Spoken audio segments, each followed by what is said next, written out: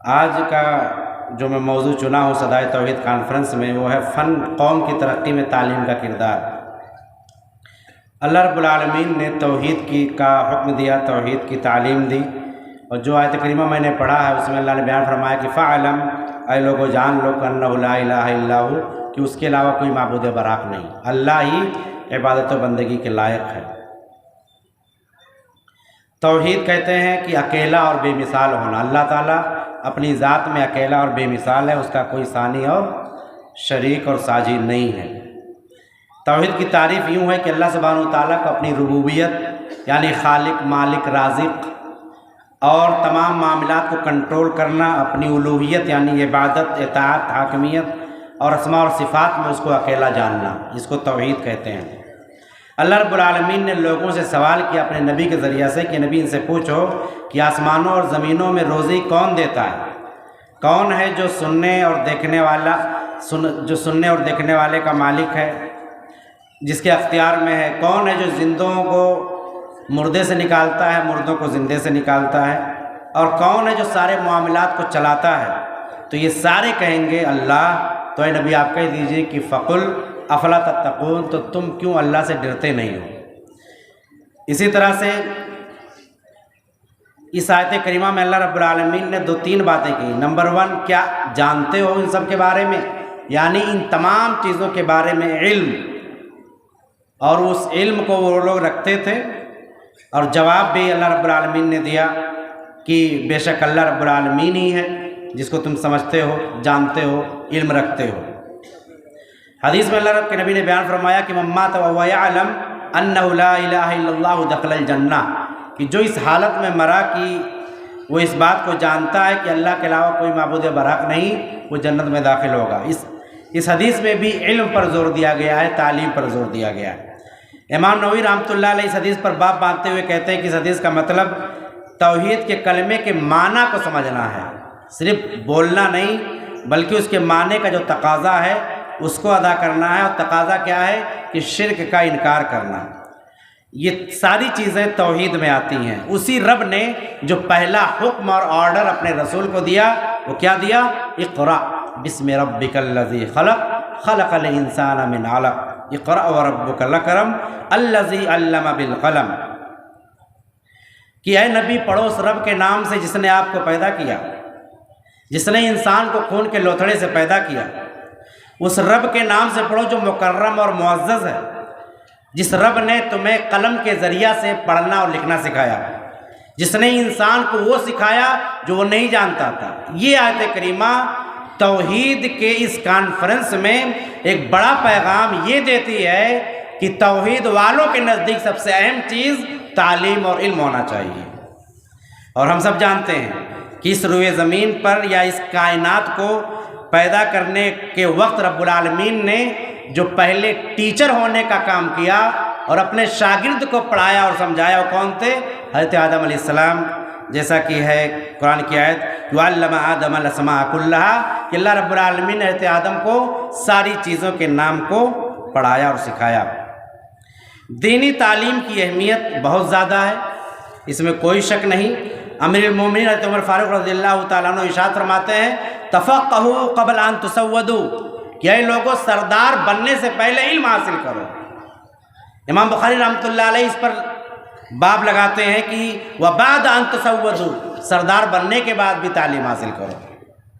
وقد تعلم صحابہ النبی صلی اللہ علیہ وسلم، کیونکہ صحابی رسول جو تھے اللہ کے نبی کے، وہ سب کے سب بڑھاپے میں بھی تعلیم حاصل کرتے تھے۔ اس سے اندازہ کر سکتے ہیں کہ علم کی کتنی اہمیت ہے، اور سرداری اگر چاہیے یا نیتا بننا ہے سماج میں یا لیڈر بننا ہے تو آپ کی ذمہ داری ہے کہ آپ پڑھیں۔ علم کی فضیلت، دینی علم کی فضیلت یہ ہے کہ علم حاصل کرنا ہر مسلمان پر واجب ہے۔ دوسری فضیلت سورہ مجادلہ میں اللہ نے بیان فرمایا کہ یرفع اللہ الذین آمنوا منکم والذین اوتوا العلم درجات، کہ اللہ تعالیٰ 2 لوگوں کو آخرت میں VIP رتبہ دے گا۔ وہ 2 لوگ کون ہیں؟ ایک اہل ایمان اور دوسرے وہ جو علم دیے گئے۔ قرآن کا علم ترقی کا ذریعہ ہے۔ ان اللہ یرفع بہذا الکتاب اقواما، اللہ تعالیٰ اس کتاب سے بہت ساری قوموں کو بلند کر دیا، اور اسی کتاب کے ذریعہ سے بہت سارے لوگوں کو اٹھا کر پٹک دیا۔ خیرکم من تعلم القرآن وعلمہ، سب سے بہترین وہ لوگ ہیں جو قرآن کو سیکھتے اور سکھاتے ہیں۔ من سلک طریقا یلتمس فیہ علما، جو ایسے راستے پر چلا جس میں علم کو تلاش کیا، اللہ رب العالمین اس کے لیے جنت کے راستے کو آسان کر دیتا ہے۔ اس سے دین کی فضیلت کا اندازہ ہوتا ہے۔ اور اتنی باتیں بتانے کے بعد میں یہ بتلانا چاہتا ہوں کہ دینی تعلیم کی بہت زیادہ اہمیت ہے۔ سچر کمیٹی کی رپورٹ جب 2006 میں چھپ کر آئی، 1947 سے لے کر 2006 تک سارے مسلمان ہندو سب کو یہ لگتا تھا کہ مسلمان سب سے زیادہ مدرسے میں پڑھتے ہیں، سب سے زیادہ۔ لیکن جب رپورٹ آئی سچر کمیٹی کی تو پتہ چلا کہ مسلمان پڑھائی میں SC اور ST سے بھی نیچے ہیں، اور جو معمولی لوگ پڑھتے ہیں اس میں صرف 4% بچے مدرسے میں پڑھتے ہیں اور 96% بچے اسکولوں اور کالجوں میں پڑھتے ہیں۔ اس سے پتہ یہ چلا کہ جہاں پر ہمارے نزدیک مدارس کی اہمیت ہونی چاہیے، وہیں پر ہم لوگوں کے نزدیک اسکول اور کالجوں کی بھی اہمیت ہونی چاہیے، تاکہ ہمارے یہ بچے جو 4% صرف مدرسے میں آتے ہیں ان کے بھی تحفظ کا ہم ضامن بن جائیں انشاءاللہ، اور جو 96% بچے دینی تعلیم چھوڑ کر عصری علوم حاصل کرتے ہیں وہ بھی ہماری نگرانی میں تعلیم حاصل کریں۔ آج دیکھیں کہ تعلیم کے نام پر کیا کیا نہیں کیا جا رہا ہے۔ کتنے ایسے اسکول اور کالج ہیں جہاں پر بچیوں کو نقاب نکالنے پر مجبور کر دیا جاتا ہے، یہ کہہ کر کے کہ ہم آپ کی ID چیک کرنا چاہتے ہیں۔ اب اس سے اندازہ کریں کہ ہم لوگ تعلیم کے میدان میں نہیں، پوری مسلم قوم کو جگانے کی بات کرتا ہوں کہ ہم جہاں بھی رہیں وہاں پر مدرسہ بھی ہو اور ساتھ ساتھ عصری تعلیم گاہ بھی ہو۔ دونوں کو الگ جب ہم نے کر دیا تو سماج اور معاشرے میں دو دھرے بن گئے، ایک نے دین کو پکڑ لیا اور ایک نے دنیا کو پکڑ لیا۔ دونوں میں اتنا گیپ ہو گیا کہ ترقی کے نام پر ہم ادھر نہیں جا پاتے اور وہ دین کے نام پر ادھر نہیں آ پاتے۔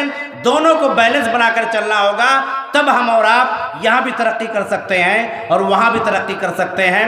اللہ کے رسول نے غزوہ احد یا بدر کے موقع پر چند قیدیوں کو قید ہونے کے بعد جو شرط لگائی کہ ہم تمہیں آزاد کر سکتے ہیں لیکن تم ہمارے بچوں کو تعلیم دو، کیا وہ دینی تعلیم دیں گے؟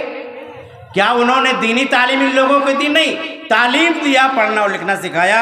اس کو سمجھنے کی ضرورت ہے۔ قوم کی ترقی میں تعلیم کا کردار بہت بڑا ہے۔ نیلسن منڈیلا نے کہا کہ اگر آپ کے پاس دنیا کی کوئی طاقت نہیں ہے، آپ کے پاس پرمانو نہیں ہے، آپ کے پاس ہتھیار نہیں ہے، آپ کے پاس جنگ لڑنے کے اسلحے نہیں ہیں، کوئی ضرورت نہیں ہے ان چیزوں کی، اگر آپ کے پاس تعلیم ہے آپ تعلیم کے ذریعہ سے قوموں پر فتح پا سکتے ہیں۔ تعلیم کو ترقی کا معیار ہمارے رب نے بنایا، تعلیم کو ترقی کا معیار ہمارے رسول نے بنایا۔ تعلیم کی فضیلت پر جتنی باتیں بتلائی گئی ہیں ہم نے یہاں پر سنا۔ اللہ رب العالمین نے کہا انما یخشی اللہ من عباد العلماء، کہ مجھ سے زیادہ ڈرنے والے بندے اگر کوئی ہیں تو علماء ہیں۔ علماء طبقے کو بھی چاہیے کہ اپنے معاملات پر غور کرے، کیونکہ سماج اور معاشرے میں بڑے پیمانے پر ہم علماء کے متعلق غلط فہمیاں عواموں میں بہت زیادہ رائج اور مشہور ہو چکی ہیں، اسے دور کرنے کی ہم کو ضرورت ہے۔ سچر کمیٹی کی جب رپورٹ تیار ہوئی تو مسلمان 3 چیزوں میں پیچھے نظر آئے: تعلیم، سیاست اور اقتصادیات یعنی معیشت۔ ان تینوں میدانوں میں مسلمان سب سے پیچھے۔ مدارس اسلامیہ کا کردار تعلیم کے لیے بہت زیادہ ہے۔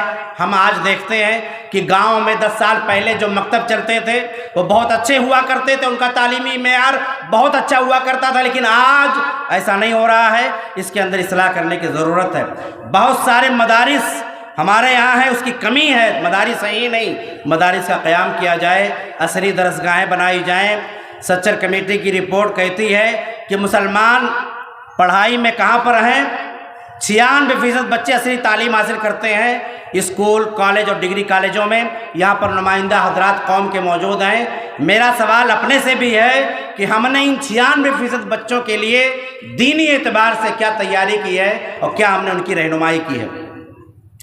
ملک میں تعلیم کا ریشیو اگر دیکھا جائے تو 77 2021 اور 2022 کی رپورٹ تھی، اور 1947 میں تعلیم کا ریشیو ملک کا صرف 18% تھا۔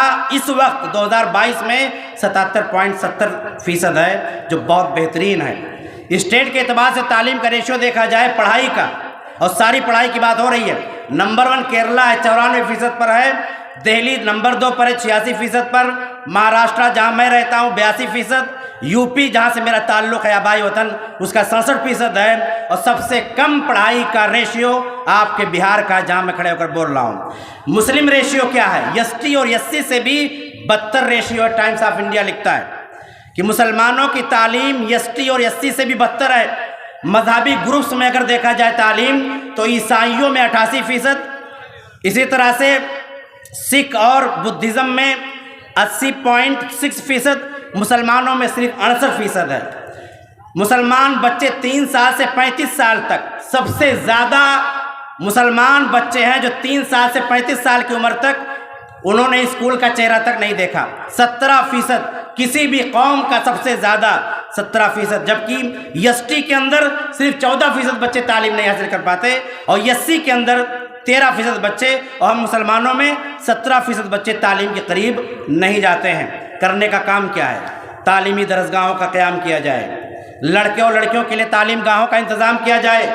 سب سے اہم چیز کہ ہم اپنے اندر بیداری پیدا کریں۔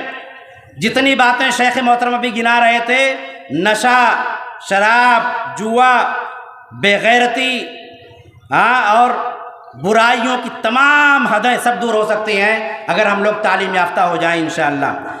سب سے بڑا کام جو کرنا ہے وہ ہم کو اخلاص پیدا کرنا۔ ابھی ایک روم میں کچھ احباب سے ملاقات ہوئی، میں نے کہا کہ اس وقت جو سب سے زیادہ ضرورت ہے اس بات کی کہ ہم سب لوگ مخلص ہو جائیں قوم کے لیے، سچے ہو جائیں قوم کے لیے، خود کو اور قوم کو دھوکہ دینے سے بچائیں، خود کو اور قوم کو دھوکہ دینے سے بچائیں۔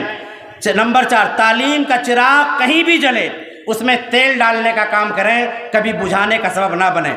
نمبر 5، عصری درسگاہوں کا بھی انتظام کریں۔ نمبر 6، لڑکے اور لڑکیوں کے لیے بھی الگ الگ اسکول اور کالجوں کا انتظام کریں۔